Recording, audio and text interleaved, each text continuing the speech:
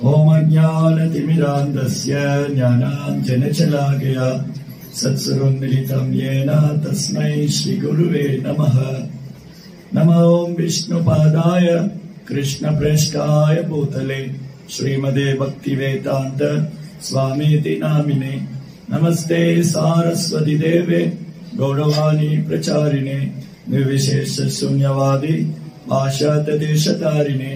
जय श्री कृष्ण चैतन्य प्रभु नित्यानंद श्री अद्वैत गदाधर श्रीवासदि गौर भक्त वृंद। हरे कृष्णा कृष्ण कृष्ण हरे हरे, हरे राम राम राम हरे हरे। हरे कृष्णा। பக்தர்களுக்கு இனிமையான மாலை வணக்கம். இன்றைய சத்சங்க நிகழ்ச்சியில் வந்து கலந்துருக்கிற எல்லா பக்தர்களுக்கும் என்னுடைய பணிவான நமஸ்காரம். இன்னைக்கு ரொம்ப ஆஸ்பீஷியஸ் டே, இன்னைக்கு ரொம்ப மங்களகரமான தினம், ரமா ஏகாதசி. அதுவும் இந்த தாமோதர மாதத்துல வர ஏகாதசி ரொம்ப ஸ்பெஷல். தாமோதர மாதமான இந்த வைஷ்ணவ கேலண்டர்ல வரக்கூடிய தாமோதர மாதம் கார்த்திக் மந்த். இந்த தாமோதர மாதம் பகவான் கிருஷ்ணனுக்கு ரொம்ப பிரியமானது, ஸ்ரீமதி ராதாராணிக்கு ரொம்ப பிரியமானது. இந்த தாமோதர மாதத்துல வரக்கூடிய ஏகாதசி வெரி வெரி ஆஸ்பீஷியஸ். நீங்க எவ்வளவு பேர் ஏகாதசி விரதம் இருக்கீங்க? ஏகாதசி ஃபாஸ்டிங் இருக்கிறவங்க 1 2 3 4. சரி. ஒரு ஏகாதசி வரும்போதும் பகவான் கிருஷ்ணன் இடத்துல யுதிஷ்டிர மகாராஜா அந்த ஏகாதசி மகாத்மியத்தை பத்தி கேட்பார். இந்த ஏகாதசியோட மகிமை என்ன, நான் எப்படி விரதம் இருக்கணும், யாரு வழிபடணும் அப்படின்னு யுதிஷ்டிர மகாராஜா கிருஷ்ணன் இடத்துல கேட்கிறார். யுதிஷ்டிர மகாராஜா யாரு தெரியுமா? யுதிஷ்டிர மகாராஜா யாரு? ஃப்ரண்ட்ல வாங்க, இப்படி வாங்க, இப்படி திரும்பி பாருங்க. ஹரே கிருஷ்ணா. நீங்க அப்படி ஃப்ரண்ட்ல வாங்க, இப்படி வாங்க. யுதிஷ்டிர மகாராஜா தெரியுமா? உங்களுக்கு யாருக்கு தெரியும்? யுதிஷ்டிர. நீங்க அப்படி ஃப்ரண்ட்ல வாங்க, இப்படி வாங்க.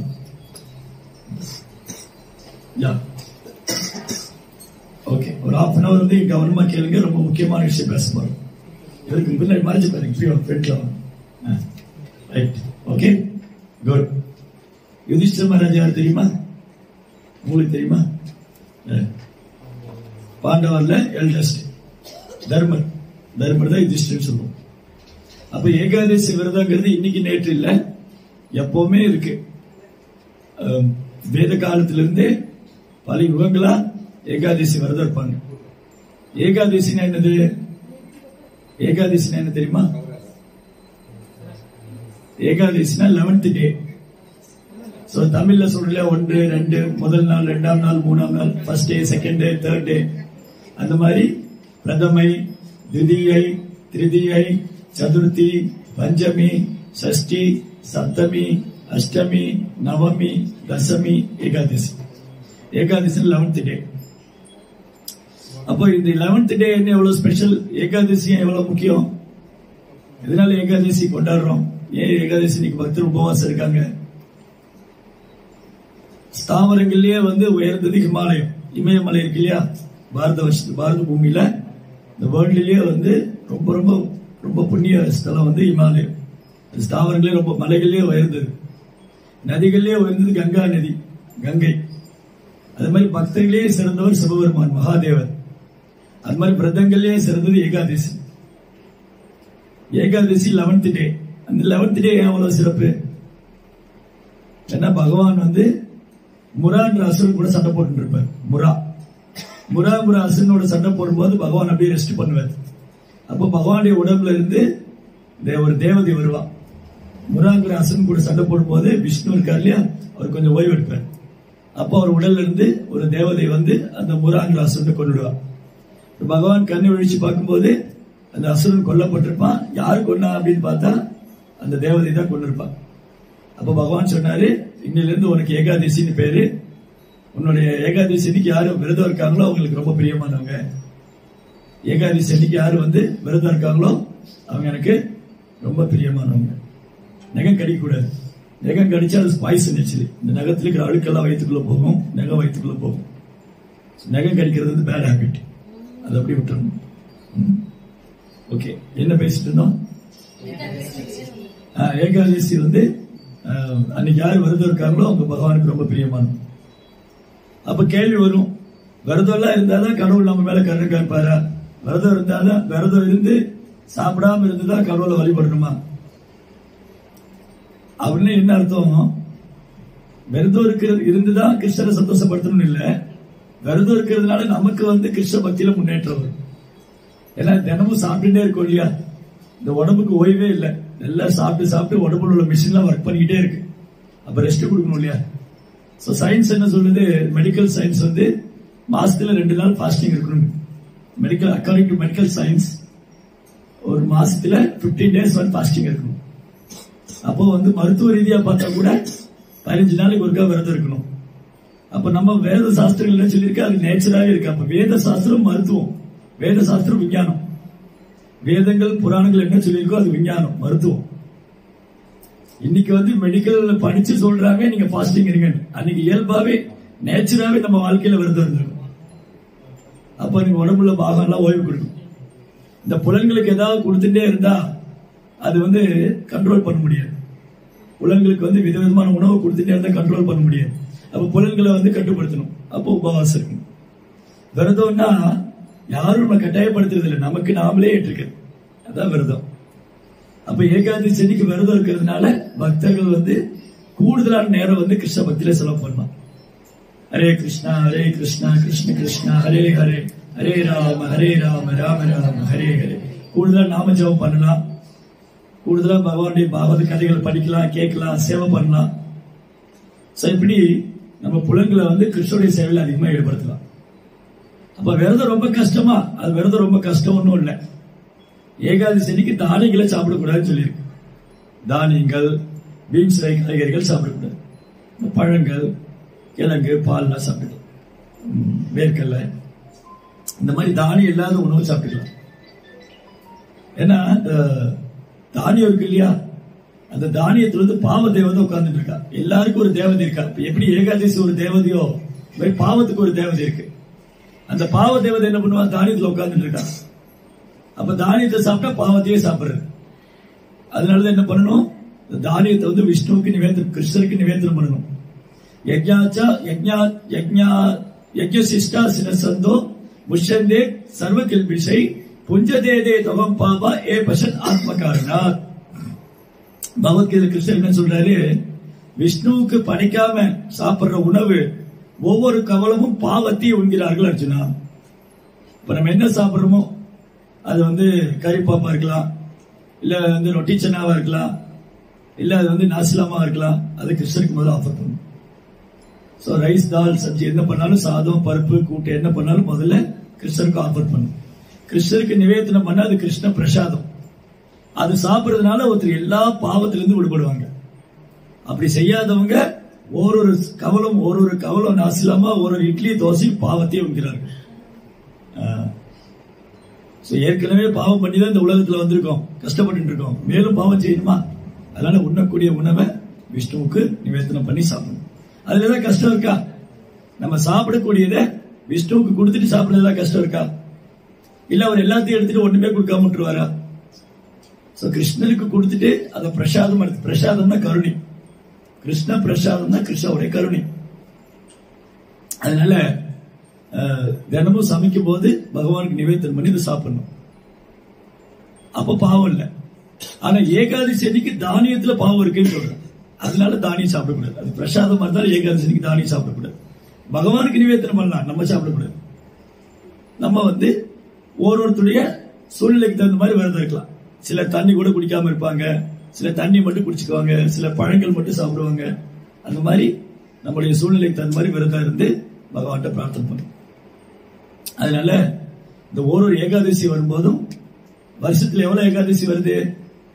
ஒரு மாசத்துல 2 ஏகாதசினா வருஷத்துக்கு எவ்வளவு ஏகாதசி வரும்? 24 ஏகாதசி.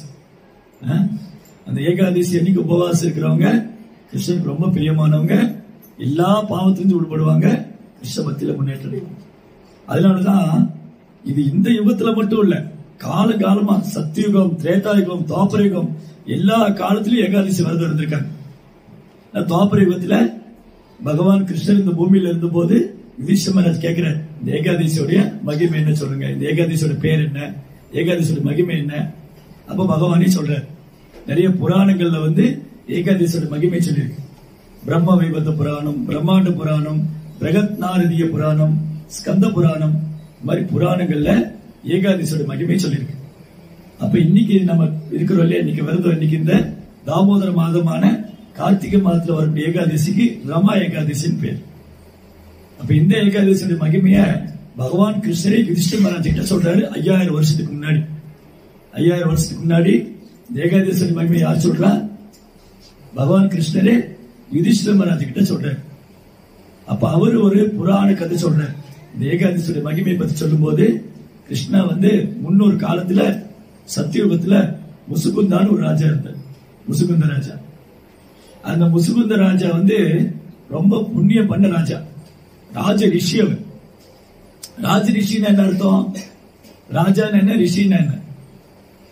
ராஜானா உலகத்தை ஆடுறவங்க, ரிஷினா தம வாழ்க்கை வாழ்றவங்க, எது மேலேயும் பற்றுதல் இல்லாதவங்க, முற்றும் திறந்தவங்க. இப்ப ராஜ ரிஷினா அவர் உலக வாழ்க்கையில இருந்தாலும் பற்றுதல் கிடையாது. அவர் உலக வாழ்க்கையில தான் இருக்காரு. ராஜ்யத்தை ஆழ்வாரு, அரண்மனை எல்லாம் இருக்கும், செல்வம் பேர் புகழ்லாம் இருக்கும். ஆனால் அதுல பற்றுதல் கிடையாது. அவரு அந்த சேவையை கிருஷ்ணனுக்காக எடுத்துட்டு இருப்பார். அந்த மாதிரி நிறைய ராஜரிஷி இருக்காங்க.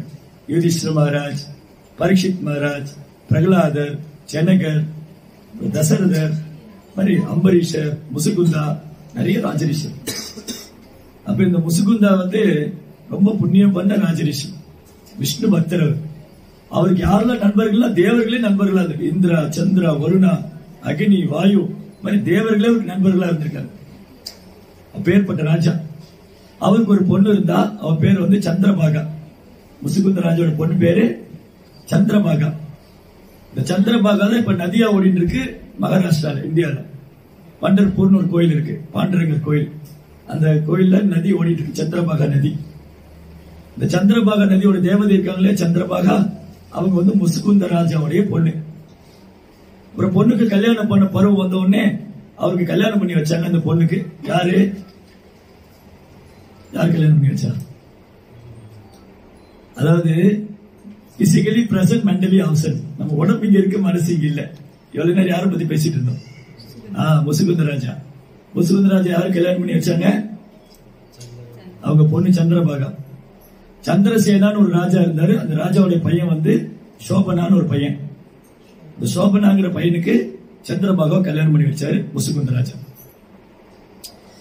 இந்த ராஜாவுடைய அரண்மனைக்கு ஒரு நாள் இந்த மருமகன், சந்திரபாகாவுடைய ஹஸ்பண்ட், அங்க மாமனுடைய ஊருக்கு வந்திருக்காரு. அப்பெல்லாம் கல்யாணம் பண்ணி வச்சா பொண்ணு வீட்டுக்கு மாப்பிள்ளை வீட்டுக்கு பொண்ணு அனுப்பிச்சிடுவாங்க இல்லையா? கரெக்டா இல்லையா? அப்போ ஒரு நாள் முசுகுந்த ராஜாவுடைய அரண்மனைக்கு இந்த சோபனா வந்திருக்காரு தன் மனைவி சந்திரபாகாவோட. சந்திரபாகா யாரு? முசுகுந்தாவுடைய மகள் இல்லையா? அப்ப அப்பாவுடைய ஊருக்கு வந்திருக்காங்க. அப்பாவுடைய ஊருக்கு தன் கணவரை அழைச்சிட்டு வந்திருக்காங்க. யாரு? சந்திரபாகா. யாரு கூட்டிட்டு வந்திருக்காங்க? சோபனா. ரைட். சோ என்னாச்சு, அன்னைக்கு தசமி திதி. தசமி திதினா ஏகாதசிக்கு முந்தின நாள். ஏகாதசிக்கு முந்தின நாள் தசமி திதி. அன்னைக்கு முசுகுந்த ராஜாவுடைய ராஜ்யத்துல கொடுங்க. முசுகுந்த ராஜா இருக்கா இல்லையா, அவர் ராஜ்யத்துல ஒரு அனௌன்ஸ்மெண்ட் பண்ணுவாங்க. இதனால சகல மாணவர்களுக்கும் தெரிவிப்பது என்னவென்றால், நாளைக்கு ஏகாதசி. ஊர் பொதுமக்கள் அனைவரும் ஏகாதசி உபவாசம் இருக்க வேண்டும். இது அரச கட்டளை. முசுகுந்த ராஜாவோட ராஜ்யத்துல எல்லாரும் ஏகாதசி விரதம் இருப்பாங்க. எல்லாரும், ஊரே, அந்த நாடே ஏகாதசி விரதம் இருக்கும். ஆனா அந்த சோபனா இருக்கான் இல்லையா, அவனுக்கு ஹெல்த் வீக், ரொம்ப உடம்பு ரொம்ப பலவீனம். அவரால் ஏகாதசி விரதம் இருக்க முடியாது. அப்போ அவங்க மனைவிட்ட கேட்கிறான். சோபனாவோட மனைவி யாரு? சந்திரபாகா. சந்திரபாகா யாரோட பொண்ணு? முசுகுந்தாவோட பொண்ணு. சோபனா யாரு? சந்திரபாகாவோட கணவர். சந்திரபாகா கேட்கிறாரு சோபனா, ஐயோ என்னால ஏகாதசி விரதம் இருக்க முடியாது. உங்க அப்பா தண்டோரா போட்டு அனௌன்ஸ் பண்றாரு ஊர் பூரா, ஊரெல்லாம் அந்த துந்துபி முழங்கி அந்த பத்திரம் எல்லாம் போட்டு சொல்றாங்க இந்த மாதிரி ஏகாதசி விரதம் எல்லாரும் இருக்கணும். அப்போ சந்திரபாகா சொல்றான், எங்க நாட்டுல மனுஷங்க மட்டும் இல்ல, எங்க அப்பாவுடைய பட்டத்து யானைங்க, குதிரைங்க, ஒட்டகம், எல்லா பசுமாடு எல்லாம் ஏகாதசி விரதம் இருக்கும். எப்படி முசுகுந்தராஜோட ராஜ்யத்துல யானை, ஒட்டகம், அப்புறம் குதிரை, பசுமாடு எல்லாம் ஏகாதசி விரதம் இருக்கும். அப்படி இருக்கும்போது மனுஷங்களை பத்தி சொல்ல என்ன இருக்கு? எல்லாரும் விரதம் இருப்பாங்க. உங்களால முடியாதுன்னா நீங்க ஊரை விட்டு போயிடுங்க. என் அப்பாவுடைய ராஜ்யத்துல யாரும் விரதம் இல்லாம இருந்தது இல்ல, எல்லாரும் ஏகாதசி ஃபாலோ பண்ணுவாங்க. முடிஞ்சாருங்களே நீங்க ஊரை விட்டு போயிடுங்க. அப்ப அவர் சொன்னாரு சோபனா, இல்ல நானும் ட்ரை பண்றேன். சோபனா என்ன சொன்னாரு, நானும் விரதம் இருக்கேன், ஏகாதசி நானும் முயற்சி பண்றேன். அப்படி விரதம் இருக்கிறாரு. ஆனா அவருக்கு உடம்பு ரொம்ப முடியல, அவரால் சாப்பிடாம இருக்க முடியாது, ரொம்ப பலவீனமான உடம்பு. எப்படியோ ஒரு வழியில விரதம் இருந்து அன்னைக்கு ராத்திரி எல்லாம் தூக்கம் வராம ரொம்ப கஷ்டப்பட்டு காலையில சோபனா இறந்து போயிட்டேன். சோபனா என்னது ஏகாதசி விரதம் இருந்து இறந்து போயிட்டாரு. அப்ப எல்லாம் ஒரே வந்து வருத்தப்படுறாங்க, ஐயோ இந்த பையன் விரதம் இல்லாம இருந்திருக்கலாமே, எப்படி இருந்தான் இறந்து போயிட்டானே. அப்போ வந்து சந்திரபாகா அழுதுட்டு இருக்கா, கணவர் இறந்து போயிட்டானுன்னு. அந்த காலத்துல கணவன் இறந்துட்டா இறந்து போன கணவரோட மனைவி உடன்கட்டை ஏறிடுவாங்க. அந்த நெருப்பு வச்சு எரிப்பாங்க இல்லையா, கணவருடைய உடலை நெருப்பு வச்சு எரிக்கும் போது மனைவியும் உள்ள போயிடுவாங்க, உடன்கட்டை ஏறிடுவாங்க. அப்ப என்னாச்சு, அப்பா சொன்னாரு, முசுகுந்தா சொன்னாரு, நீ வந்து உன் கணவரோட உடன்கட்டை ஏற வேண்டாம், அவன் வேற இருந்து உடலை விட்டுருக்கான், அப்படியே விட்டுருக்க, ஒன்றும் பண்ண வேண்டான்ட்டு இந்த இறுதி சடங்கெல்லாம் பண்ணாங்க. இறுதி சடங்கெல்லாம் பண்ணி முடிச்சுட்டாங்க. அப்ப அந்த ஊர்ல வந்து ஒரு பிராமணர் இருந்தார். அந்த பிராமணர் என்ன பண்ணுவாரு, பிராமணர்கள் அந்த காலத்துல வந்து பல கிராமங்களுக்கு வந்து யாசம் கேட்டு போவாங்க, புரோகிதத்துக்கு போவாங்க, யாகம் பண்றதுக்கு போவாங்க. அப்ப இந்த பிராமணர் வந்து பல இடங்களுக்கு சுற்றுப்பயணம் போனவர் ஒரு ஒரு மந்தார மலைத்தொடருக்கு வர்றாரு, மந்திராச்சல மலைத்தொடர். அங்க பார்த்தா ஒரு அழகான ராஜ்யம் இருக்கு, ஒரு நாடு. அந்த நாடு வந்து ரொம்ப சுபிக்ஷமா இருக்கு, ரொம்ப ஒரு ஐஸ்வர்யங்களா இருக்கு. எங்க பார்த்தாலும் ஆபரணங்கள், ரொம்ப உயர்ந்த பெரிய ஆப்புலண்ட் சிட்டி, ரொம்ப வசதியான நாடு இருக்கு. அந்த நாட்டு அரண்மனை அப்படி ஜொலிக்குது, தங்கத்தாலும் வைரத்தாலும் ஆபரணங்களாலும் அலங்கரிக்கப்பட்டிருக்கு. தோரணங்கள்லாம் வந்து நுழைவாயெல்லாம் கோல்ட்லயே பண்ணிருக்கு. அந்த ராஜ்யத்துக்குள்ள இந்த பிராமணர் போறாரு, அங்க ஒருத்தர் உட்கார்ந்து இருக்காரு, ராஜ சிம்மாசனத்துல சூரியனை போல பிரகாசிக்கிறார். தலையில வந்து ஒரு அழகான கிரீடம் வச்சிருக்காரு. இந்த பிராமணர் பார்த்தாரு, இது வந்து பார்த்தா சோபனா மாதிரி இருக்க, இவர் வந்து முசுகுந்தாவுடைய மருமகனாச்சே, சந்திரபாவுடைய கணவர் இங்க என்ன பண்றாரு, ரொம்ப ஆச்சரியமா இருக்கு, இவர் எப்படி இங்க வந்தாரு, இந்த ராஜ்யம் எப்படி கிடைச்சது. இவர் ஓடி போறாரு. பிராமணர் ஓடி போய் கேட்கிறாரு, நீங்க வந்து சோபனா தானே, முசுகுந்தாவுடைய மருமகன் தானே, நீங்க சந்திரபாகாவுடைய கணவர் தானே, இங்க எப்படி வந்தீங்க, உங்களுக்கு எப்படி இந்த ராஜ்யம் கிடைச்சது, எப்படி இந்த செல்வம் கிடைச்சது, எப்படி இந்த பதவி எல்லாம் கிடைச்சது. அப்ப அவர் சொன்னாரு, நான் வந்து ரம ஏகாதசி விரதம் இருந்து உடலை விட்டுட்டேன். நான் உடலை விட்டவொடனே இன்னைக்கு வந்து இந்த ராஜ்யத்துல இப்படி நான் உட்கார்ந்துருக்கேன். ஆனா வந்து இந்த ராஜ்யம் தற்காலிகம் இல்ல, நிரந்தரம் இல்ல, இது தற்காலிகம் தான். இந்த ஐஸ்வர்யம் எல்லாம் நிரந்தரம் ஆகணும்னா நீங்க போய் மனைவிட்ட சொல்லுங்க, அவ ஏகாதசி விரதத்தை பலனை எனக்கு கொடுக்க சொல்லுங்க, நீங்க போய் எங்க மனைவி என்னோட சேர்த்து வைங்க அப்படின்னு இந்த சோபனா சொன்னார். இந்த பிராமணர் திரும்ப வந்து இந்த முசுகுந்த ராஜாவோட அரண்மனையில வந்து அந்த ராஜா கிட்ட சொல்றாரு, உங்க மருமகனை நான் பார்த்தேன், அவர் மந்தார மலை தொடர்ல ஒரு பெரிய நகரத்தை வந்து ஆண்டுகிட்டு இருக்காரு, பெரிய ராஜசிம்மாசனத்தை உட்கார்ந்து இருக்காரு, ஐஸ்வர்யமான நாடு அது. உடனே உங்களையும் உங்க மகளையும் அழைச்சிட்டு வர சொன்னாரு. அப்ப இங்கிருந்து ஒரு ரதத்துல போறாங்க, தேர்ல போறாங்க. யாரெல்லாம் போறாங்க, முசுகுந்த ராஜா, அவங்க போட்டு சந்திரபாகா, இந்த பிராமணர் எல்லாம் போனாங்க. போயிட்டு அவர் சொன்னாரு, இந்த மாதிரி நான் வந்து ஏகாதசி விரதம் இருந்தேன், நம்பிக்கை இல்லாம இருந்தேன், நான் ஏகாதசி விரதம் இருந்தேன், நம்பிக்கை இல்லாம இருந்தேன், ஏதோ இருக்கணுமே வேண்டி இருந்தேன், அப்படி இருந்தே எனக்கு இந்த மாதிரி ராஜ்யம் கிடைச்சிருக்கு. எந்த மாதிரி ராஜ்யம், ஐஸ்வர்யங்கள் நிறைந்தது. அந்த அரண்மனை ஃபுல்லா ivory, gold, silver, emerald, diamond. இன்னைக்கு நம்ம எல்லாம் பிளாஸ்டிக் யூஸ் பண்ணிட்டு இருக்கிறோம், பெரிய பெருமை வேற. அதுல பிளாஸ்டிக் தட்டு, விளக்கு கூட பிளாஸ்டிக்ல தான் இருக்கு. எக்ஸாம்பிளுக்கு சொன்னேன், தப்பா நினைச்சுக்காதீங்க. இன்னைக்கு எல்லாம் பிளாஸ்டிக் காலம் ஆயிடுச்சு. கலியுகத்துல இரும்பு காலம் போய் பிளாஸ்டிக் காலம் ஆயிடுச்சு. ஆனா முசுகுந்தாவுடைய மருமகன் சோபனாவுடைய அரண்மனை தங்கத்தாலும் வைரத்தாலும் ஆபரணங்களால் அலங்கரிக்கப்பட்டது. அவர் சொன்னார், இந்த ராஜ்யம் தற்காலிகம் தான், இது போயிடும். ஆனா நீ இவ்வளவு வருஷமா ஏகாதசி விரதம் இருந்து இல்லையா, அந்த பலனை எனக்கு கொடுத்துட்டீங்கன்னா நம்ம 2 பேரும் சேர்ந்து வாழலாம்.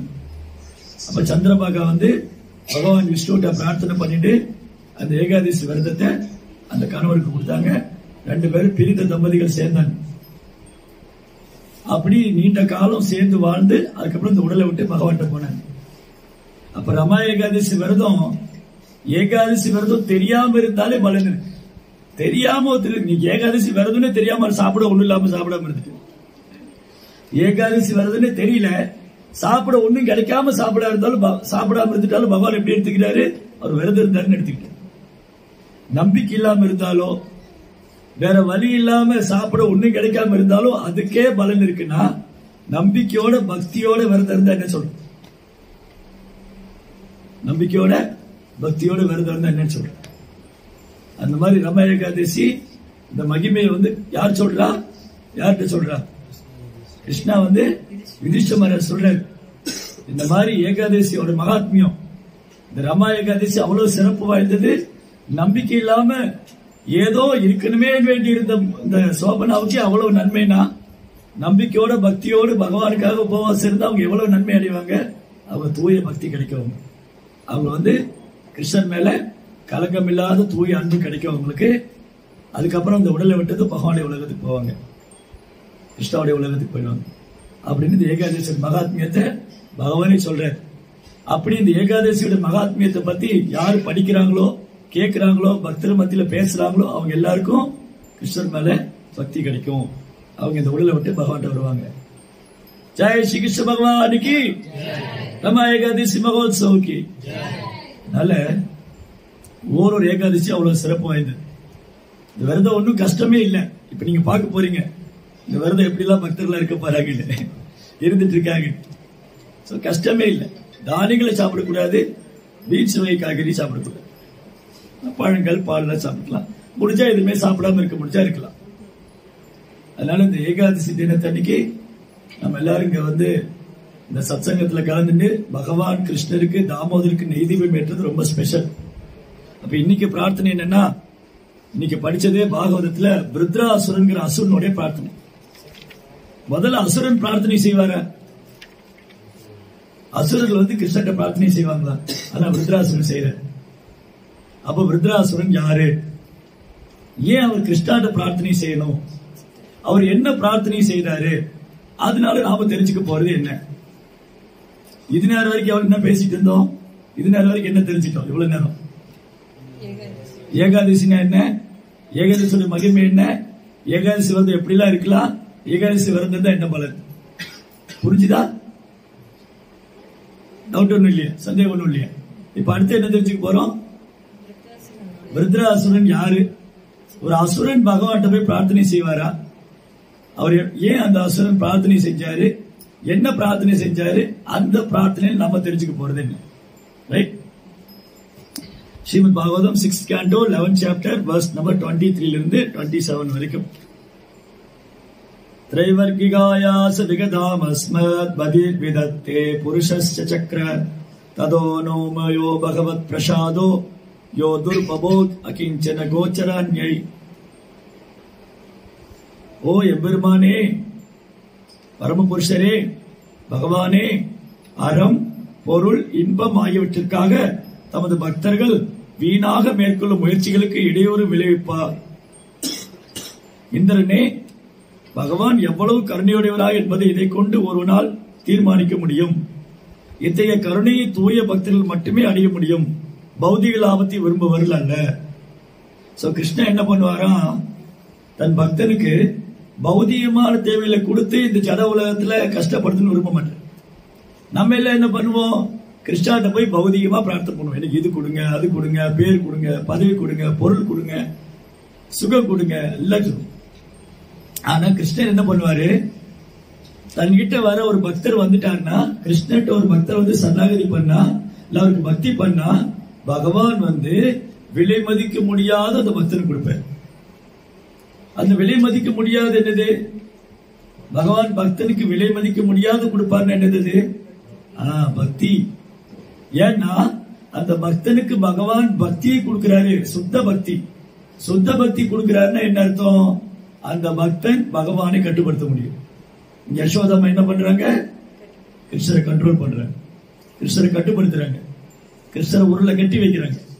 யசோதாமா மடியில கிருஷ்ணர் படுத்து தூங்குறார், யசோதாமாட்ட பால் குடிக்கிறார், யசோதாமா கையில இருக்கிற பெருமை கண்டு கிருஷ்ணர் பயந்துக்கிறார், அழறார். அப்பனா தூய பக்தியினால யசோதாமா கிருஷ்ணர் கண்ட்ரோல் பண்ற.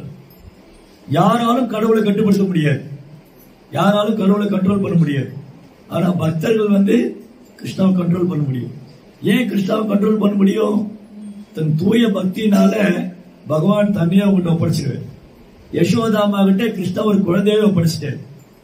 சோ யசோதாமாவுடைய பக்தி இருக்கு இல்லையா, அதுல எந்த உள்நோக்கம் கிடையாது.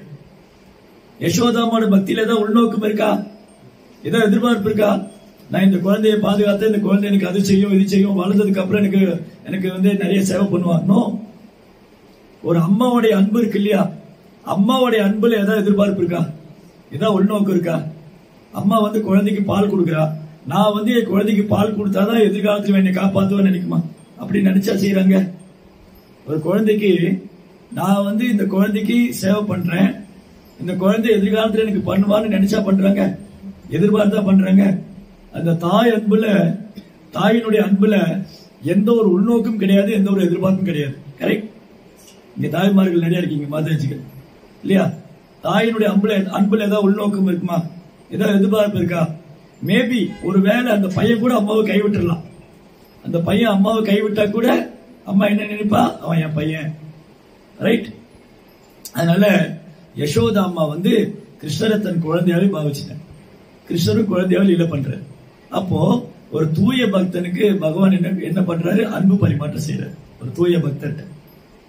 அப்போ தன்னிடம் வரக்கூடிய பக்தர்களுக்கு பகவான் என்ன கொடுப்பாரு? அனன்யா சிந்தயந்தோமா ஏஜனா பரிபாஷே தேசாம் நிக்தாவியுக்தானம் யோக க்ஷேமம் பகாமி.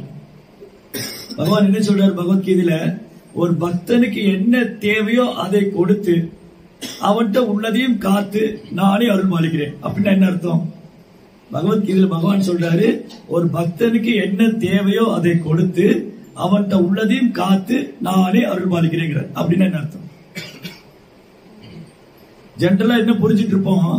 இந்த ஸ்லோகம் படிச்சுட்டு விளக்கம் படிக்கிறவங்க என்ன புரிஞ்சுட்டு இருப்பாங்கன்னா, ஒரு பக்தனுக்கு கஷ்டம்னா பகவான் எல்லாம் கொடுப்பாரு, பௌதிக வசதி கொடுப்பாரு, பேர் கொடுப்பாரு, பதவி கொடுப்பாரு, பொருள் கொடுப்பாரு. இன்னும் கிடையாது. ஒரு பக்தனுக்கு என்ன தேவை? ஒரு பக்தனுக்கு என்ன தேவை? தூய பக்தி. பக்தி மட்டும் இல்ல, தூய பக்தி. ஒரு பக்தன்ட்ட என்ன இருக்கு? ஒரு பக்தர்கிட்ட என்ன இருக்கு? இப்ப இங்க வந்திருக்கிறவங்க என்ன இருக்கு? இங்க வந்திருக்கிறவங்களே என்ன இருக்கு? இங்க வந்திருக்கிறவங்களுக்கு பக்தி இருந்தா தான் இங்க வர முடியும். அப்ப நம்ம கிட்ட கொஞ்சம் பக்தி இருக்கு, இருக்கிற பக்தியும் காப்பாற்றணும், தூய பக்தி கொடுக்கணும். இதுதான் பகவான் பண்ற உண்மையான அனுகிரகம். ஒரு பக்தனுக்கு பகவான் பண்ற உண்மையான அனுகிரகம் என்னது? நம்ம கிட்ட இருக்கிற பக்தியும் காப்பாத்திக்கணும், அதுக்கு அனுகிரகம் பண்ணணும். இருக்கிற பக்தியும் போயிடக்கூடாது, இருக்கிற பக்தியும் போயிடக்கூடாது. இதுக்கு மேல தூய பக்தி வரணும். அனன்யா சிந்தயந்தோமம், இடையராது பகவானை நினைத்துக் கொண்டிருக்கிற பக்தனுக்கு அனன்யா சிந்தயந்தோமம் ஏஜனா பரியுபாசது. எப்போது பகவானை வர்ஷிப் பண்ணிட்டு இருக்கிற பக்தனுக்கு பகவான் என்ன சொல்வாரு? என்ன செய்வாரு? அவர்கிட்ட இருக்கிற பக்தியும் காப்பாத்தி அவருக்கு தூய பக்தி கொடுப்பார். இதுதான் பகவான் பக்தனுக்கு பண்ணக்கூடிய உண்மையான அனுகிரகம். அதனாலதான் விருத்ராசர் என்ன பிரேயர் பண்றாரு? அறம் பொருள் இன்பம். எனக்கு பௌதிக வசதி வேண்டாம், பௌதிக சுகமும் வேண்டாம், எனக்கு தூய பக்தி தான் வேணும். அதுதான் பக்தனுக்கு பகவான் தருவார். தாமோதர அஷ்டகத்துல 4வது பாட்டு என்னது? தாமோதர அஷ்டகத்தில் 4வது பாட்டு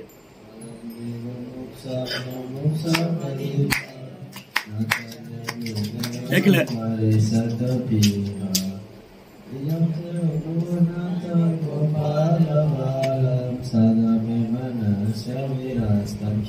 என்ன அர்த்தம்? இந்த பாட்டோட அர்த்தம் யாருக்கு தெரியும்? விளக்கம். வரம் தேவ மோக்ஷம் ந மோக்ஷம் அதிகமா. ஓ எம்பெருமானே கிருஷ்ணா, எனக்கு தேவலோக பதவி வேண்டாம், இந்திரனோட பதவியோ, சந்திரனோட பதவியோ, சூரியனுடைய பதவி. வரம் தேவலோக பிராப்த வேண்டாம், மோட்சமும் வேண்டாம். மோட்சம்னா பிறவா நிலை அடையிறது, மீண்டும் ஜன உலகத்துல பிறக்காம முக்தி அடையிறது. வரம் தேவ மோட்சம் நான் மோட்சம் அதிகமா நஜான்யம் பிரணேகம் வரேசது. எனக்கு எந்த ஒரு வரமும் வேண்டாம். சரி, அப்ப என்னதான் வேணும் உங்களுக்கு? எனக்கு ஒண்ணுமே வேண்டாம், ஒண்ணுமே வேண்டாம். அப்ப என்ன வேணும்? எனக்கு தேவலோக பிராப்தியும் வேண்டாம், எனக்கு முக்தியும் வேண்டாம், எனக்கு எந்த ஒரு வரமும் வேண்டாம் அப்படின்னு யார்கிட்ட சொல்றா? வரதராஜ் கிட்ட சொல்றாரு. கிருஷ்ணருக்கு இன்னொரு பேர் வரதராஜ். வரம் தருபவர்லயே பெஸ்ட், வரம் தருபவர்லயே பெஸ்ட் வந்து கிருஷ்ணா. அப்படி வரம் தருபவர்கள் சிறந்தவர் பகவான் கிருஷ்ணர்கிட்ட போய் ஒரு பக்தர் என்ன பிரார்த்தனை செய்யறாரு? சத்தியவர்த முனி, எனக்கு எந்த வரமும் வேண்டாம், எனக்கு வைகுண்ட பிராப்தியும் வேண்டாம், எனக்கு தேவலோக பிராப்தியும் வேண்டாம். அப்ப உங்களுக்கு என்னதான் வேணும்? இதம் தேவ பூர்ணாத கோபால பாலம் சதாமே மனசா அபிலாஷக்கு மன். அபிலாஷ்னா ஆசை. எனக்கு என்ன ஆசை? அந்த பாலகோபாலனின் ரூபம் எப்போதும் என் மனதில் பயந்திருக்கட்டும், வேற எந்த வரம் வேண்டாம். அந்த பாலகோபாலனான கிருஷ்ணருடைய தாமோதரனுடைய தாமரை திருப்பாதம் எப்போதும் என் மனதில் பயந்திருக்கட்டும், வேற வரங்கள் வாங்கி என்ன பிரயோஜனம்? இதுதான் அடுத்த பிரேயர்ல சொல்றார் ருத்ராசுரன்.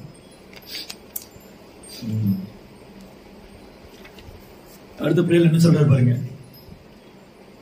அகம் ஹரே தவ பாதை மூல தாசானு தாசோ பவிதாம் சபூயக மனஸ்மரேதா சுபதே குணாம்ஸ்தே ரிணீத வாக் கர்ம கரோது காயக. ஓ எம்பெருமானே, பரமபுருஷோத்தமனே, பகவானே, உங்களுடைய தாமரை திருவடிகளில் நாட்டமுள்ள உங்களுடைய நித்தியமான தொண்டர்களுக்கு தொண்டனாக மீண்டும் நான் ஆகுமாறு அருள்புரிய வேண்டும். என்னவா இருக்கணும்? நான் பகவானுடைய சேவகனுக்கும் சேவகனா இருக்கணும். பகவானுக்கு சேவகனா இருக்கணும்னு கேட்கல. ருத்ராசுரன் என்ன சொல்றாரு? நான் உங்களுக்கு சேவை பண்ணணும்னு கேட்கல, உங்க சேவகனுக்கும் சேவகனா இருக்கணும்னு கேட்கிறேன். ஓ எம்பெருமானே, ஓ என் பிராணநாதரே, மீண்டும் நான் அவர்களுக்கு சேவனாக பணிபுரிய வேண்டும். எனக்கு இன்னொரு பிறவின் வந்தெல்லாம் கூட என்ன பண்ணணும்? நான் பக்தனுக்கு சேவை பண்ணணும். இதனால் தங்களுடைய உன்னதமான குணங்களிலே என் மனம் இப்போது நினைக்கட்டும். அக்குணங்களையே என் வாக்கு எப்போதும் துதிக்கட்டும். என் மனசு எப்பவுமே உங்களுடைய தெய்வீகமான குணங்களை நினைக்கணும். என் வாய் எப்பவுமே உங்களை துதித்து பாடணும். தங்களுடைய அன்பு தொண்டிலேயே எனது உடல் எப்போதும் ஈடுபடும். காயா வாச்சா மனசா, உடலால வார்த்தையால மனதால எப்பவுமே கிருஷ்ணருக்கு சேவை பண்ணணும் ருத்ராசுரன் கேட்கிறார். அடுத்தது நநாக பிரஸ்டம் நசபரோ பாரமேஷ்யம் நசர்வபௌமம் நசராதிபத்தியம் நயோக சித்திர புனர்பவம் வா சமாஜ சத்வா விரகஸ்ய காங்ஷே. இதுல சொல்றாரு பாருங்க, எல்லா செல்வங்களுக்கும் உறைவிடமான பகவானே. பகவான் கிருஷ்ணர் வந்து அந்த பாப்பா கூப்பிடுங்க, இங்க வா, இப்படி வா, வெல்கம். ஒரு 15 minutes, ஒரு half an hour, அப்புறம் நான் நீங்க பேசலாம். நான் ஒரு கதை சொல்லி தரேன், அப்புறம் கேட்க. ஓகே, எல்லாம் கவனமா கேட்டு இருக்கீங்களா? சார், இப்ப ருத்ராசுரன் என்ன பிரேயர் பண்றாரு? ஓ எல்லா செல்வங்களும் உறைவிடமான பகவானே, நான் துருவலோகத்தையோ அல்லது சொர்க்கலோகங்களுக்கு அல்லது பிரம்மதேவர் வாழும் உயர்ந்த லோகத்தையோ அனுபவிக்க விரும்பவில்லை. அல்லது அனைத்து மண்ணுலகங்களுக்கும் இந்த பூலோகத்துல அல்லது பாதாள லோகத்துக்கும் மேலான அதிபதியாக இருப்பதை கூட நான் விரும்புவதில்லை. எனக்கு எந்த உலகத்துக்கு அதிபதியும் வேண்டாம். யோக சித்தியும் நான் விரும்பல, எனக்கு யோக சித்தியும் வேண்டாம். சரி, உங்களுக்கு என்னதான் வேணும்? தங்களுடைய தாமரை பாதங்களை கைவிட வேண்டுமானால் முக்தியை நான் வேண்டேன். உங்க தாமரை பாதத்தை எப்பவுமே நான் நினைச்சிட்டு இருக்கணும். ஓ பகவானே, நான் எப்பவும் உங்க தாமரை பாதத்தை நினைச்சிட்டு இருக்கணும். அதை விட்டுட்டா முக்தி கிடைக்கணும், அது கூட எனக்கு வேண்டாம். நீங்க பகவானுடைய தாமரை பாதத்தை நினைக்காதீங்க, முக்தி கொடுக்குறேன்னு சொன்னா அந்த முக்தி எனக்கு தேவையில்லை. நான் எப்பவுமே உங்களுடைய தாமரை பாதத்தை நினைத்துக் கொண்டிருக்கணும். இதான் சத்தியவர்த முனி சொன்னாரு. இதம் தே பபூர்ணாத கோபால பாலம் சதாமே மனசாபிலாசக்கு மன்னியம். உங்களுடைய தாமரை திருப்பாதம், அந்த பாலகோபாலனின் தாமரை திருப்பாதம் எப்போதும் என் மனதில் பயந்திருக்க வேண்டும். வேறு வரங்கள் வாங்கி என்ன பிரயோஜனம்? அதான் இங்க விருத்தாசம் சொல்றாரு. அடுத்து என்ன சொல்றாரு? அஜாத பக்ஷைவ மாதரம் சுகா ஸ்தன்யம் யதா வஸ்தாதரா சுத்தர்த்தா பிரியம் பிரியேவ விஷிதம் விஷன்னா மனோ அரவிந்தாக்ஷ திப்திருக்ஷதே துவாம். ஓ கமலக்கண்ணா, பகவானுடைய கண்கள் வந்து தாமரை இதழ் மாதிரி காது வரை இருக்கும். அதனால ஒரு கமலக்கண்ணன் பேர். கமலக்கண்ணன், அரவிந்தாக்ஷன், புண்டரிகாக்ஷன், செந்தாமரை கண்ணன் அப்படின்னு. தாமரைக்கு வந்து நிறைய பேர் இருக்கு. தாமரைக்கு வந்து சான்ஸ்கிரிட்ல புண்டரிகாக்ஷம் பேர், செந்தாமரை. அந்த செந்தாமரை, அந்த தாமரை இதழ் போல கிருஷ்ணருக்கு கண் இருக்கிறதுனால அவருக்கு செந்தாமரை கண்ணன் பேர். கமலக்கண்ணன், கமலாக்ஷா, கமலக்கண்ணா, செந்தாமரை கண்ணா. இங்க விருத்ராசுரன் பகவான கமலக்கண்ணான்னு சொல்ற. இறக்கை முறிக்காத பறவைகள் தாய் வந்து உணவளிப்பால் என்று அவளை நோக்கி எப்போதும் காத்துக்கிட்டு இருக்கும். ஒரு ஒரு ஒரு குஞ்சு, பறவை குஞ்சு இருக்கு இல்லையா, அதுக்கு ரெக்க முளைக்கலன்னா எப்படி சாப்பிடும்? ஒரு பறவை குஞ்சுக்கு ரெக்க முளைக்கலன்னா எப்படி சாப்பிடும்? எப்படி சாப்பிடும்? How can eat that bird, small bird? எப்படி சாப்பிடும்? நீ குழந்தையா இருக்கும்போது யார் உனக்கு சாப்பாடு ஊட்டினா? Who give food? Yeah, daddy, mommy. Good. So, அந்த குழந்தையா இருக்கச்ச வந்து அந்த குழந்தைக்கு அம்மா தான் பால் கொடுத்தா, ரைட்? அம்மா தான் உனக்கு பால் கொடுத்தா, சோறு சாதம் ஊட்டினா இல்லையா? அந்த மாதிரி ஒரு என்னாச்சு கண்டினியூ பண்ணலாமா? Okay okay. ஒரு சின்ன பறவை குஞ்சு இருக்கு இல்லையா, இந்த பறவை குட்டி பறவை குஞ்சுக்கு வந்து சாப்பிட தெரியாது. அப்ப அம்மா என்ன பண்ணுவா, கூட்டுல இருந்து வெளியில போய் அந்த குஞ்சுக்கு ஃபுட் எடுத்துன்னு வருவா. அவன் அம்மா வர வரைக்கும் அது காத்துட்டு இருக்கும், வேற வழி இல்ல, அம்மா கொடுத்தாதான் சாப்பாடு இல்லையா? அப்ப இங்க என்ன சொல்ற விருத்தாச்சலம் வந்து, இறக்கை முளைக்காத பறவைகள் தாய் வந்து உணவளிப்பால் என்று அவளை நோக்கி காத்து கொண்டிருக்கும். கயிறுகளால் கட்டப்பட்டு பசியினால் வருந்தும் இளங்கன்றுகள் தாயின் பாலை பருக காத்து கொண்டிருக்கும். இப்போ நாங்க வந்து கோஷாலை வச்சிருக்கோம், கோமாதா இருக்காங்க இல்லையா, பசு. கோமாதா வந்து கண்ணுக்குட்டி வந்து கட்டி வச்சிருப்போம் தனியா. இப்ப கண்ணுக்குட்டிக்கு பசி, அப்ப அம்மாவை கூப்பிடும், மோ மோ. அப்ப கண்ணுக்குட்டிக்கு பசி இருக்கு. கயிறை கழட்டி விட்ட உடனே அது ஓடும், ஓடி போய் அம்மாவுடைய மடியில பால் குடிக்கும். அப்போ அது வெயிட் பண்ணிட்டு இருக்கு. ஒரு கண்ணுக்குட்டி அம்மாவுடைய மடியில பால் குடிக்கிறதுக்கு வெயிட் பண்ணிட்டு இருக்கு.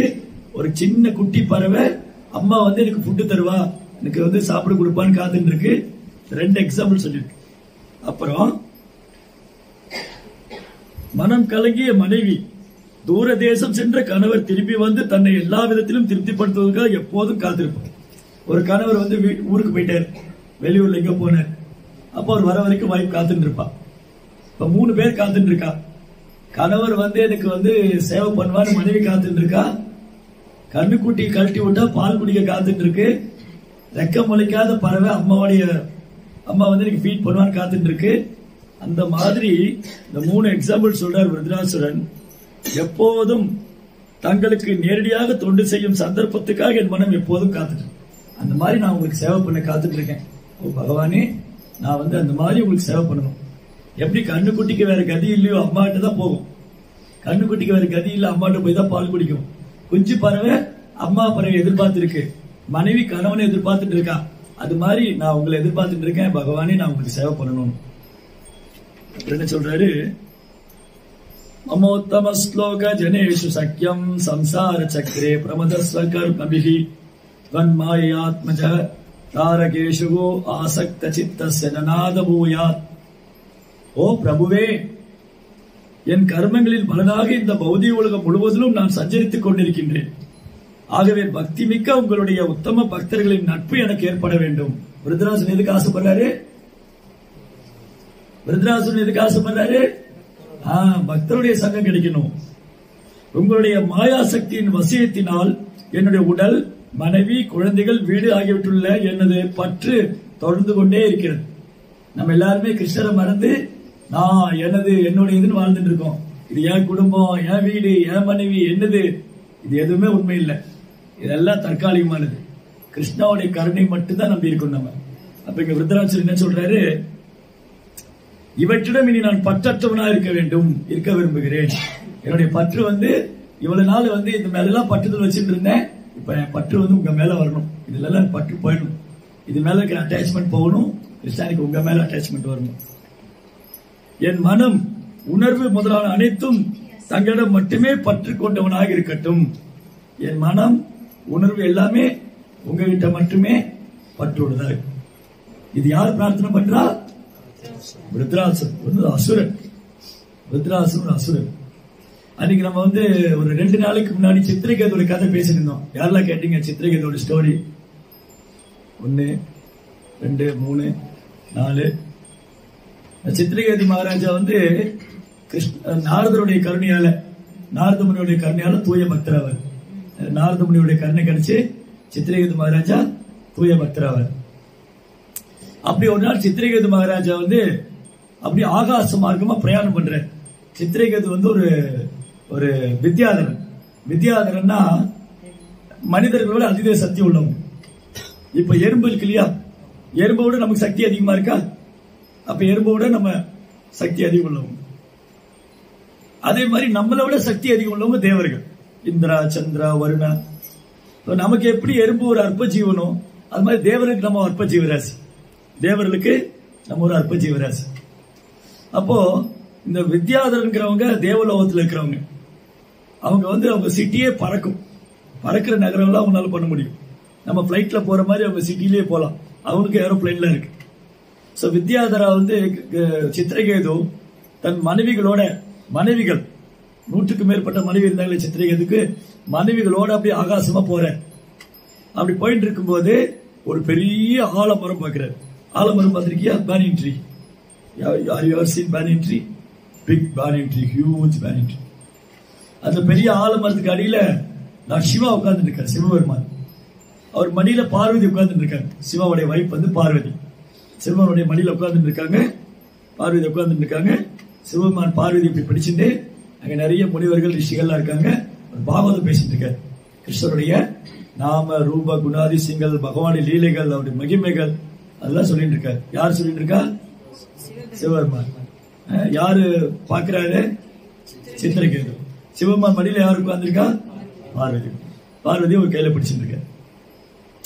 இத பார்த்தோன்னே சித்திரகேது அப்படி சிரிக்கிறார். சிரிச்சுட்டு என்ன ஒரு ஆச்சரியம், சிவபெருமான் வந்து ரொம்ப அற்புதமான விஷயங்களை பேசுறாரு, மனைவியை மடியில வச்சு பேசிட்டு இருக்காரு. இது யாரால முடியும்? சிவபெருமானால மட்டும்தான் முடியும் அப்படின்னு ஒரு விளையாட்டை சிரிச்சு விடுறாரு. சிவபெருமான அவரை பார்த்து சிரிக்கிறார். சிவபெருமான் என்ன பண்றாரு? சித்திரகேது, நான் வந்து ஒரு மனைவி தான் மடியில வச்சுட்டு இருக்கேன். நீ இவ்வளவு மனைவியோட ஏரோப்ளைன்ல போயிட்டு இருக்க. நீ நிறைய மனைவியோட ஏரோப்ளைன்ல போயிட்டு இருக்க. இந்த மாதிரி 2 பக்தர்கள், சிவபெருமான ஒரு பக்தர், சித்திரகேது ஒரு பக்தர், 2 பேருமே வைஷ்ணவர். சிவபெருமான பார்த்து சித்திரகேது சிரிச்சிட்டார். இது பார்வதிக்கு கோபம் வந்துருக்கு. பார்வதிக்கு என்ன கோபம் வந்துருச்சு? மனைவி முன்னாடி கணவனை இன்சல்ட் பண்ணா அவர் பொறுத்துக்க முடியாது. வைஃப் கணவனை திட்டுவா வீட்டுல, அது பிரச்சனை வேற. கணவரை வீட்டுல பொழுதனைக்கு மாதவி திட்டிதான் இருப்பா. உங்களுக்கு ஒண்ணும் தெரியாது, எது சொன்னாலும் கேட்க மாட்டீங்க, நான் சொன்னா கேட்க மாட்டீங்க எல்லாம் சொல்லுவாங்க. ஆனா வெளியில யாராவது கணவரை பார்த்து ஏதாவது சொல்லிட்டா வைஃப் வந்து சண்டைக்கு போயிடும். நீங்க எப்படி ஹஸ்பண்ட் சொல்லலாம் இல்லையா? கரெக்டா இல்லையா? அப்போ சித்திரகேது வந்து சிவபெருமான் பார்த்து சிரிச்ச உடனே பார்வதி கோபம் வந்துருது. இவன் ஹஸ்பண்ட வந்து சாதாரண ஆளு நினைச்சிட்டு இருக்காரு. சிவபெருமான் யாரு? மகாதேவ். அவரை பார்த்து இது ஜோக் பண்ணி சிரிக்கிறாரு. பார்வதி கோபம் வந்துட்டு சித்திரகேது பார்த்து நீ ஒரு அசுரனா போட்டு, ராட்சசனா போட்டு சமைச்சிட்ட. பார்வதி என்ன பண்ணாங்க? சித்திரகேது பார்த்து நீ ஒரு ராட்சசனா போட்டு சமைச்சிட்டாங்க. சரி, இப்ப வந்து இந்த சித்திரகேது என்ன பண்ணாருங்கிறது 2வது. அந்த சித்திரகேது எடுத்து அப்படி ஓரமா வச்சுட்டு சித்திரகேது எடுத்து நம்மள வச்சுக்கோங்க. நம்மள வந்து ஒருத்தர் சபிக்கிறாங்க, நீ ராட்சசனா போகணும். அப்ப நம்ம என்ன செய்வோம்? அப்படி ஆகட்டுங்க, உங்க சாபத்துக்கு ரொம்ப நன்றி, நான் வந்து ராட்சசனா போறேன், எனக்கு ஒரு பிரச்சனை இல்லை, இப்படி சொல்லுவோமா? நான் ராட்சசனா போறோம், அப்ப நீ ராட்சசியா போகணும். என்ன தைரியம் உனக்கு? என்ன பார்த்து ராட்சசனா போங்கிற, நீ ராட்சசியா போகணும். இது நம்ம செய்வோம். இது என்ன பண்ணுவோம்? நம்ம செய்வோம். சித்திரகேது என்ன பண்ணாரு? பார்வதி வந்து சித்திரகேது பார்த்து சபிக்கிறாங்க, நீ வந்து ராட்சசனா போகணும். அவர் விமானத்திலிருந்து கீழே இறங்கி வந்து பார்வதிக்கு நமஸ்காரம் பண்ணி, பார்வதிக்கு நமஸ்காரம் பண்ணி, ஜெகன்மாதா பார்வதி, நீங்க என்ன சாபம் கொடுத்திருக்கீங்க, ராட்சசனா போகணும், அப்படி ஆகட்டும். இது பகவானுடைய விருப்பம் அப்படின்னா, பகவானுடைய விருப்பம் அப்படின்னா அது அப்படியே நடக்கட்டும். நான் ராட்சசனா போறேன், எனக்கு ஒரு பிரச்சனையும் இல்லை. பார்வதி தேவிக்கு ஆச்சரியம் ஆயிடுது. கொஞ்சம் யோசிச்சு பாருங்க. இப்போ நீங்க வந்து ஒரு பக்தனை திட்டுறீங்க, நீங்க வந்து ஒரு பக்தர், நீங்க வந்து இந்த பக்தரை திட்டுறீங்க. உங்க பேர் என்ன bro? Ganesan bro. Murali Mukunda Murari bro, Murali bro Ganesan bro திட்டுற. கணேசன் பிரபு நீங்க வந்து சரியில்லை, நீங்க அப்படி இப்படி வந்து கணேசன் பிரபு உங்களுக்கு நமஸ்காரம் பண்ணி பிரபு கரெக்ட் தான் பிரபு, நான் வந்து பக்தியில இன்னும் முன்னேறல, நான் ரொம்ப ஆரம்ப கீழே ஆத்மா, எனக்கு பக்தியே இல்லை அப்படின்னு சொல்லும்போது உங்களுக்கு ரியாக்ஷன் எப்படி இருக்கும்? இவன் நான் இவர் இவ்வளவு திட்டினேன் இல்லையா, இவரை நான் இவ்வளவு திட்டுறேன், இவர் வந்து எனக்கு நமஸ்காரம் பண்றாரு, ஆச்சரியமா இருக்கும். இதுதான் வைஷ்ணவர். ஒரு வைஷ்ணவர் யாருன்னா, நம்மளை யாராவது திட்டுனா கோபப்படக்கூடாது. நம்மளை யாராவது திட்டுறாங்க, இல்ல நம்ம மேல யாராவது பொறாமை கொள்றாங்க, இல்ல நம்மளை ஏதாவது தப்பு சொல்றாங்க, சொல்லிட்டு போட்டோம். அவங்க நம்மளை புரிஞ்சுக்காம இருக்கலாம், நம்மளை பத்தி தெரியாம இருக்கலாம், இல்ல தெரிஞ்சே செய்யலாம். வாட் எவர் இட் மேபி, எதுவா இருந்தாலும் நம்ம எப்படி எடுத்துக்கணும்? அது கிருஷ்ணனுடைய கருணையா எடுத்துக்கணும்.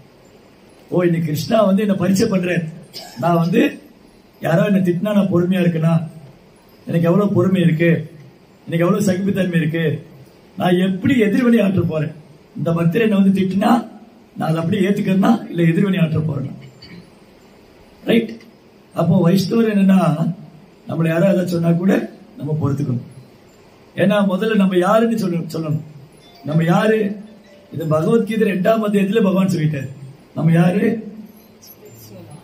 நான் இந்த உடல் எல்லாம் ஆத்மா. இந்த உடல் எல்லாம் ஆத்மான்னு சொல்லிட்டா எனக்கு எது மான அவமானம்? ஆத்மாவுக்கு மான அவமானம் இருக்கா? புகழ்ச்சி எழுச்சி இருக்கா? விருப்பு வெறுப்பு இருக்கா? எதுவுமே இல்லை. அப்ப ஏன் இதெல்லாம் வருது? எனக்கே கோபம் வருது, எனக்கே பொறாம வருது, எனக்கே என்ன வந்து இந்த கணேசன் கூட என்ன திட்டாரு, எனக்கே அவமானமா நினைக்கிறேன், இவர் என்ன புகழ்ந்தாரு, நான் ஏன் சந்தோஷமா நினைக்கிறேன். அப்ப என்ன அர்த்தம்? அதுக்கு என்ன அர்த்தம்? என்ன ஒருத்தர் திட்டுனா அவமானமா நினைக்கிறேன், என்ன புகழ்ந்தா சந்தோஷமா நினைக்கிறேன். அப்ப என்ன அர்த்தம்? நான் இந்த உடல் நினைச்சிட்டு இருக்கேன். ஓ, இவர் என்ன புகழ்ந்துட்டாரு, ஓ நீங்க வந்து ஓ முரளி பிரபு உங்களை மாதிரி யாரும் சேவை பண்ண முடியாது, நீங்க அந்த சேவை பண்றீங்க, எந்த சேவை பண்றீங்க, அப்படியே தலைமையில ஒரு ஐஸ் வச்ச மாதிரி இருக்கும், அப்படியே குழுன்னு இருக்கும். ஆனா வெளியில என்ன சொல்லுவோம்? சிச்சி அப்படிலாம் ஒண்ணு இல்ல பிரபு, நான் அப்படி இல்லை, நான் மனசுக்குள்ள எப்படி இருக்கும், இவர் என்ன நல்லா புரிஞ்சிட்டு இருக்காரு.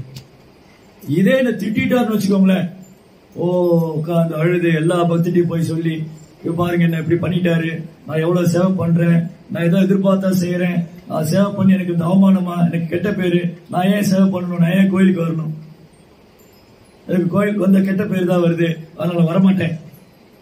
இது எப்படி? இது எல்லாமே வந்து நம் மனதினால் எழக்கூடியது. ஏன்னா நான் இந்த உடல் நினைச்சிட்டு இருக்கேன், நான் இந்த உடல். நம்ம இந்த உடல் கிடையாது, நம்ம ஆத்மா. அப்ப ஆத்மாக்கு எது மான அவமானம்? அதனால சித்திரை எதுக்கு வந்து மான அவமானம் இல்ல. அவரு நான் ராட்சசனா போகணுமா, பரவாயில்ல, அப்படியே அவரு பார்வதி காலில் விழுந்து நமஸ்காரம் பண்ற. அதே மாதிரிதான் நம்மளை யாராவது திட்டினாலோ கோவப்பட்டாலும் காலில் விழுந்துடும். பிரபு நீங்க சொன்னதெல்லாம் கரெக்ட் தான், எனக்கு ஒரு தகுதியும் கிடையாது, நீங்க சொல்லிக் கொடுங்க, நான் செய்யறேன். இதுதான் வைஷ்ணவம். சைத்தன்ய மகாபிரபு சொல்லியிருக்கார், திரிநாதபி சுனீச்சேன தரோரிவ சகிஷ்ணா அமானீனா மானதேன கீர்த்தனிய சதாக. ஒரு பக்தன் மரத்தை விட பொறுமையா இருக்கணும், புல்லை விட பணிவாங்க. எல்லாருக்கும் மரியாதை கொடுக்கணும், நான் மரியாதை எதிர்பார்க்க கூடாது. நம்ம என்ன பண்ணுவோம், எல்லாரும் என்ன மதிக்கிறாலும் பார்ப்போம், நான் அறிவிப்போம். அப்படி ஆப்போசிட் ஆயிடுச்சு. ஆக்சுவலி ஒரு பக்தர் வந்து எல்லாருக்கும் மரியாதை கொடுக்கணும். அது மாதிரி நமக்கு யாராவது ஒரு கெடுதல் பண்ணிட்டான்னு வச்சுக்கோங்களேன். இப்ப வந்து எனக்கு வந்து ஒருத்தர் கெடுதல் பண்ணிட்டாரு, அப்ப கூட என்ன நினைக்கணும், அந்த பக்தர் நல்லா இருக்கணும், அவர் நல்லா சேவை பண்ணணும் அப்படின்னு பிரார்த்தனை பண்ணணும். அது வைஷ்ணவர்னு சொன்னா, கிருஷ்ண பக்தன் சொன்னா, நமக்கு கெடுதல் பண்ணவங்களை மன்னிக்கிறது மட்டும் இல்ல, அந்த கெடுதல் பண்ண விஷயத்தை மறந்தே போயிடணும். யாராவது வந்து சொன்னா, இந்த கணேஷ் பிரபு, உங்க பேர் என்ன? மாரிமுத்து. கணேஷ் பிரபு மாரிமுத்து பிரபுக்கு ஒரு கெடுதல் பண்ணிட்டாரு. அவர் வந்து நான் வந்து சொல்றேன், பிரபு அன்னைக்கு கணேஷ் பிரபு உங்களுக்கு அப்படி பண்ணாரு. அப்படியா? எனக்கு ஒன்னும் ஞாபகமே இல்லையே, நான் அதை மறந்தே போயிட்டேனே, அவர் நல்ல பக்தர் தானே. அப்போ இவர் பண்ண கெடுதலே ஒரு மறக்கவும் செஞ்சார், மன்னிக்கவும் செஞ்சார். அவர் தான் வைஷ்ணவர். இன்னா செய்தாரே ஒருத்தர் அவர் நானும் நன்மையும் செய்து விடார். நமக்கு யாராவது கெடுதல் பண்ணிட்டா கூட, இப்ப எனக்கு யாராவது கெடுதல் பண்ணிட்டா கூட, அவங்க வெக்கப்படுற அளவுக்கு நான் நல்லது பண்ணணும் அவங்களுக்கு. ஐயோ அவங்க நினைக்கிற மனசுக்குள்ள, ஐயோ இவங்களுக்காக நான் கெடுதல் பண்ணேன் அப்படின்னு, இவங்களுக்காக நான் கெடுதல் பண்ண அவங்க ஃபீல் பண்ற அளவுக்கு நம்ம நடந்துக்கணும். அப்புறம் என்ன சொல்லுவோம், பிரபு நான் தெரியாம பண்ணிட்டு மன்னிச்சுக்கோங்க, அதெல்லாம் ஒண்ணு இல்லை, நான் பேர் எல்லாம் மறந்து போயிட்டேன். அப்ப சிவபெருமான் சொல்றாரு பார்வதி கிட்ட, சிவபெருமான் பார்வதி தேவிட்ட பார்த்து சொல்றாங்க, பார்வதி நீ சித்திரகேது சபிச்ச, அவன் என்ன பண்ணா பாத்தியா, அவனுக்கு நமஸ்காரம் பண்றான், அவன் திருப்பி சபிக்கல இல்லையா. பார்வதி சித்திரகேது பார்த்து சொன்னாங்க நீ ராட்சசனா போடணும், அவர் என்ன நீ ராட்சசியா போடா சொன்னாரு. ஓ அப்படியா, நான் ராட்சசனா போடணுமா, பார்வதி நீ ராட்சசியா போ அப்படி சொல்லல. அவர் நமஸ்காரம் பண்ணி அப்படியா அப்படின்னு. அப்ப சிவபெருமான் சொல்றாரு, சிவபெருமான் பகவானுடைய பக்தர்களை புகழ்ந்து சொல்றாரு பார்வதி தேவிட்ட. கிருஷ்ண பக்தர் எவ்வளவு சிறந்தவங்க அப்படின்னு வைஷ்ணவர் புகழ்ற. எந்த மாதிரி வைஷ்ணவர், சித்திரகேது மாதிரி உள்ள வைஷ்ணவர், தூய பக்தர்கள். நாராயண பரோ சர்வே ந குதக்ஷண பிபியதே ஸ்வர்க அபவர்க நரகேஷு அபிதுல்யாத்த தர்ஷனா. ஓ பார்வதி, ஒரு நாராயணனுடைய பக்தனுக்கு எந்த பிரச்சனையும் கிடையாது, ஒரு கிருஷ்ண பக்தனுக்கு ஒரு பிரச்சனை இல்லை. நாராயண பரோ சர்வே ந குதக்ஷண பிபியது. அவரை சொர்க்கத்துல போட்டாலும் சரி, நரகத்துல போட்டாலும் சரி, மலேசியால போட்டாலும் சரி, சிங்கப்பூர்ல போட்டாலும் சரி, சைனால போட்டாலும் எங்க போட்டாலும் அவர் பக்தி பண்ணுவார், அவருக்கு ஒரு ப்ராப்ளம் கிடையாது. சொர்க்க அபவர்க நரகேஷு, அவர் சொர்க்கத்துல போட்டாலும் சரி நரகத்துல போட்டாலும் அவர் சேவை பண்ணிட்டு தான் இருப்பார். அப்ப சித்திரகேது ராட்சசனா போன்னு சபிக்கப்பட்டார். அப்படி எப்படி எடுத்துக்கிட்டாரு, அதை ஒரு வரமா எடுத்துக்கிட்டார். ஓ பார்வதி இந்த ராட்சசனா போன்னு சமைச்சிட்டாங்க, பரவாயில்ல. இது எதனால, சித்திரகேது பாட்டுக்கு ஒரு விமானத்துல போயிட்டு இருக்காரு, பார்வதி போயிட்டு இருக்கிறத சபிக்கிறார். அப்ப ஏன் நடந்தது இது? அப்ப சித்திரகேது எப்படி எடுத்துக்கிட்டாரு, நாம எப்படி எடுத்துக்குவோம், ஓ எனக்கு சாபம் கொடுத்ததுக்கு பார்வதி தான் காரணம். ஆனா சித்திரகேது எப்படி எடுத்துக்கிட்டாரு, இது பார்வதி காரணம் இல்ல, இது பகவானுடைய ஏற்பாடு, ஏதோ ஒரு காரணத்துக்காக பகவான் எனக்கு இந்த சாபத்தை கொடுத்திருக்காரு, இது பகவானுடைய விருப்பம் இல்லாம நடக்காது, பகவானுடைய ஏற்பாடு இல்லாம நடக்காது, அவர் அனுமதி இல்லாம நடக்காது. இந்த உலகத்துல மட்டும் இல்ல, 3 உலகத்துல பகவானுடைய விருப்பம் இல்லாம தான் நடக்குமா, பகவானுடைய ஏற்பாடு இல்லாம நடக்குமா, பகவானுடைய அனுமதி இல்லாம தான் நடக்குமா? எல்லாரும் கிருஷ்ணர் அனுமதி கொடுக்கணும், அப்பதான் நடக்கும். இது சித்திரகேது அப்படிதான் எடுத்துக்கிட்டாரு. இந்த பார்வதி அம்மா என்ன சபிச்சதுக்கு இது பகவானுடைய ஏதோ ஒரு காரணம் இருக்கும், பகவானுடைய ஏற்பாடா இருக்கலாம், பகவானுடைய லீலையா இருக்கலாம், பகவானுடைய விருப்பமா இருக்கலாம். எதுவா இருந்தாலும் நான் அப்படியே ஏத்துக்கிறேன், நான் எதிர்வினை ஆற்ற போறதில்லை, நான் அவங்ககிட்ட சண்டை போட போறதில்லை, அவர்கிட்ட ஆர்கியூ பண்ண போறதில்லை, அவங்களை சபிக்க போறதில்லை, அப்படியே ஏத்துட்டார். ராட்சசனா போனாலும் அவர் உடம்பு தான் ராட்சசன். சித்திரகேதியோட உடல் ராட்சச உடல் இருக்கு, ஆனா மனம் புத்தி சிந்தனை எல்லாம் ஒரு பக்தனுக்கான. திஷ்டான் ஒரு பிராமணர் யாகம் பண்ணிட்டு இருக்காரு, அந்த யாகசாலையில மந்திரத்தை தப்பா சொல்லிடுவார். இந்திரனுடைய நண்பனேன்னு சொல்றதுக்கு இந்திரனுடைய எதிரியன்னு சொல்லிடுவார். அந்த யாகசாலையிலிருந்து விருத்ராசுரன் வருவார். யாகசாலையிலிருந்து விருத்ராசுரன் பெரிய சூலத்தோட வருவார். சூலத்தோட இந்திரன் கூட சண்டை போட போறார். சோ தேவர்களுக்கும் அசுரர்களுக்கும் பயங்கரமான யுத்தம் நடக்குது. தேவர்களுக்கும் அசுரர்களுக்கும் பயங்கரமான யுத்தம். தேவருடைய தலைமையில இந்திரன், அசுரனுடைய தலைமையில விருத்ராசுரன். விருத்ராசுரன் ஓங்கி ஒரு அட்டி விட்டாரு இந்திரனுடைய ஐராவத யானை. ஐராவத யானை பந்து மாதிரி உருண்டு ஓடி இந்திரன் கீழே விழுந்தார். இந்திரன் முன்னாடி விருத்ராசுரன் ஒரு காலன் மாதிரி யமன் மாதிரி இருக்க, கண்கள்லாம் நெருப்பு பந்து மாதிரி இருக்கு. விருத்ராசுடைய தோற்றம் அப்படியே ஒரு இந்த எப்படி சொல்லுவாங்க, இந்த பழுப்பு நிலக்கரி பார்த்திருக்கீங்களா, பழுப்பு நிலக்கரி அந்த கலர்ல இருக்காரு. தலையில ஒரு கிரீடம் அப்படி ஜொலிக்குது, கையில ஒரு சூளம் வச்சுட்டு இருக்காரு. தேவர்கள்லாம் உயிருக்கு பயந்து ஓடுறாங்க, விருத்ராசுரனுடைய அடி தாங்க முடியாம. இந்திரா ஓடி போய் பகவான் போயிட்டே இருக்கு. ஓ பகவானே, இந்த என்ன பண்றது, இந்த விருத்ராசுரனை என்னால கொல்ல முடியல, தேவர்கள்லாம் உயிருக்கு பயந்து ஓடிட்டு இருக்காங்க.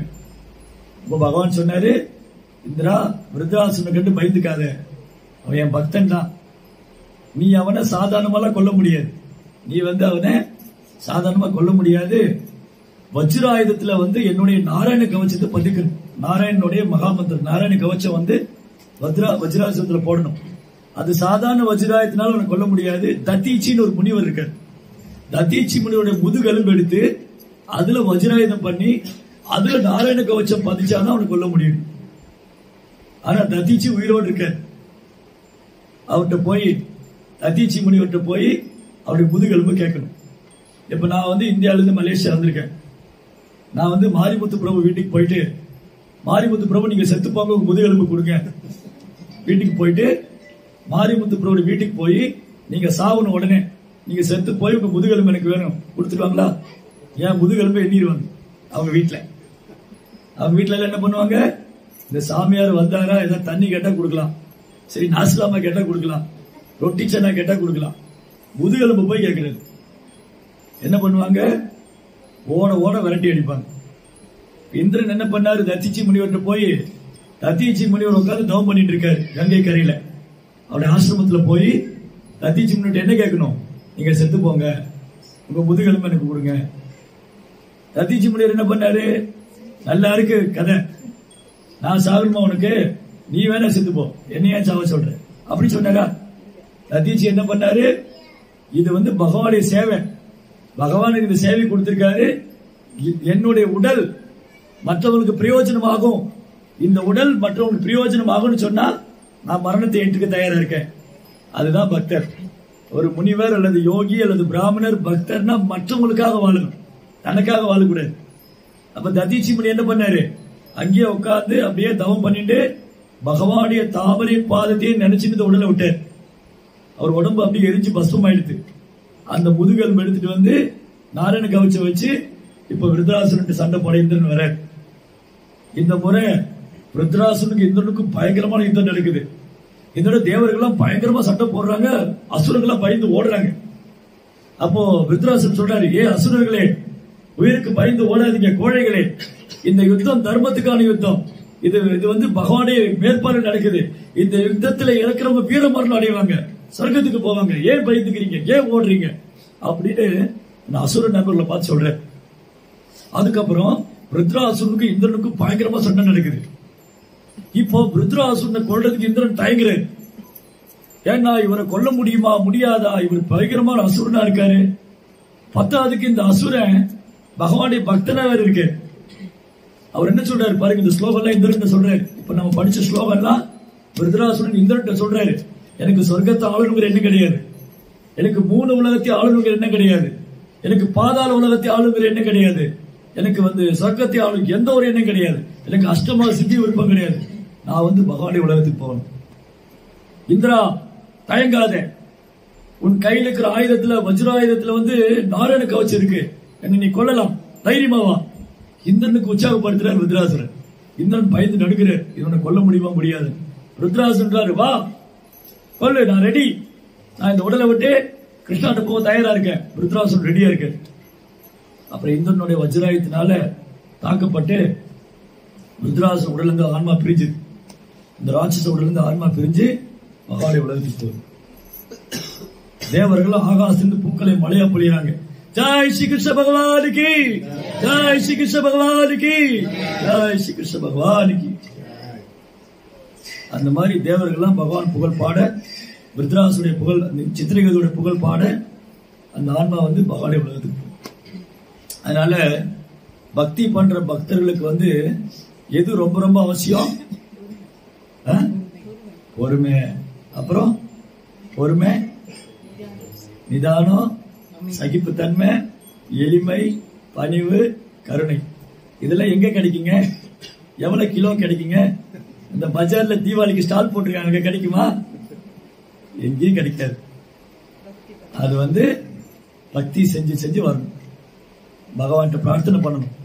தாமோதர மாதத்துல தாமோதர்கிட்ட பிரார்த்தனை பண்ணணும், கிருஷ்ணா எனக்கு பொறுமையை கொடுங்க, சகிப்புத்தன்மை கொடுங்க, பணிவு கொடுங்க, மன்னிக்கிற குணம் கொடுங்க. இதெல்லாம் வைஷ்ணவருடைய தெய்வீகமான குணம். இந்த குணங்கள்லாம் வைஷ்ணவர்கிட்ட இருக்கணும். பொறுமை, எளிமை, பணிவு, சகிப்புத்தன்மை, விட்டு கொடுக்கும் தன்மை, மன்னிக்கும் தன்மை, இந்த குணங்கள் இருக்கிறவங்க தான் கிருஷ்ணருக்கு பிரியமான பக்தர்னு பகவத்கீதை சொல்றாரு பகவான். 12ஆம் அத்தியாயத்துல ஒரு 7-8 ஸ்லோகத்துல சொல்றாரு கிருஷ்ணர் எந்த மாதிரி பக்தர் அவருக்கு பிரியமானவர். இப்ப நம்ம எல்லாருமே கிருஷ்ணருக்கு பிரியமான பக்தர் ஆகணும்னா இந்த குணங்களை வளர்த்துக்கணும். எப்படி இந்த குணங்களை வளர்த்துக்க முடியும்? இந்த குணங்கள் இருக்கிற பக்தரோடு சங்கம் கொள்ளணும்.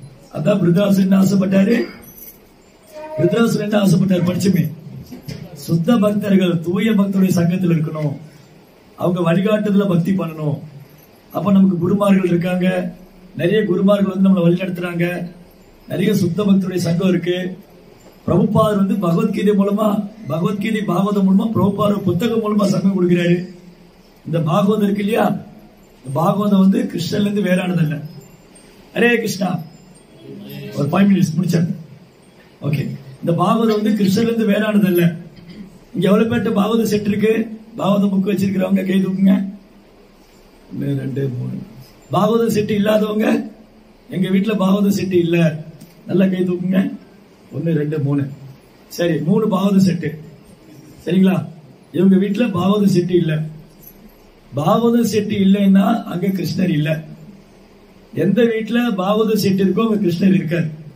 இந்த பாகவத ஸ்லோகமும் கிருஷ்ணரும் வேற வேற இல்ல, பாகவதம் கிருஷ்ணரும் வேற வேற இல்ல. பாகவதம் வந்து கிருஷ்ணருடைய இலக்கிய அவதாரம். கிருஷ்ணர் வந்து இலக்கிய ரூபத்தில் லிட்டரரி இன்கார்னேஷன் சொல்ற ப்ராப்பர். பிரபுபாதர் வந்து கலியுகத்துல பகவான் பாகவத ரூபத்தில் இருக்காருன்னு சொல்றாரு. கலியுகத்துல பகவான் 3 இடத்துல நித்தியமா வாசம் பண்றாரு. கலியுகத்துல பகவான் 3 இடத்துல. ஒண்ணு வந்து அவர் வந்து நாம பிரம்மமா இருக்கார். ஹரே கிருஷ்ணா கிருஷ்ண கிருஷ்ணா ஹரே ஹரே, ஹரே ராம ராம ராம ஹரே. யார் ஜபம் பண்றாங்களோ அந்த பக்தர் கூட பகவான் இருக்காரு நாம ரூபத்துல. பகவானும் நாமமும் வேற வேற இல்ல. இங்க ஹரே கிருஷ்ணா மகாமந்திரம் ஜபம் செய்யாதவங்க யாரா இருக்கீங்களா? கை தூக்குங்க. நாம ஜபம் செய்யாதவங்க. இது வரைக்கும் நான் ஜபம் பண்ணதே இல்ல, எல்லாரும் பண்ணிட்டு இருக்கீங்க. சரி, 16 மாலை ஜபம் செய்யணும், கை தூக்குங்க. 16 மாலை, 8 மாலை, 4 மாலை, 2 மாலை, 1 மாலை. ஓகே. சோ என்னுடைய வேண்டுகோள் என்னன்னா, இன்னைக்கு தாமோதர மாதம், இது ரொம்ப ஸ்பெஷல் ஆஸ்பீஷியஸ் மந்த். தாமோதர மாதத்துல நீங்க எல்லாம் ஒரு உறுதிமொழி எடுத்துக்கணும். நான் குறைந்தபட்சம் 1 மாலையாவது ஹரே கிருஷ்ணா மந்திரம் ஜபம் செய்வேன். இந்த 1 மாலை வந்து 10 நிமிஷம் தான் ஆகும். ஹரே கிருஷ்ணா மந்திரம் ஜபம் பண்றதுக்கு 10 நிமிஷம் தான் ஆகும்.